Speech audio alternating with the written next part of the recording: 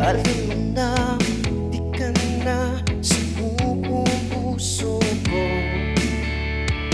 Sa paulit-ulit na pagkakataon na nasaktan na bigo, mukhang delikado na naman ako. Bakit ba kinikilig na naman ako? Pero ngayon ay parang kakaiba.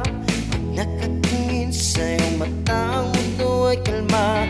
Ngayon nandyan ka na, di nagmamadali. Ikaw lang ang katabi, hanggang sa ang buhok ay pumuti. Di na maghahanap ng kung anong sabi sa mga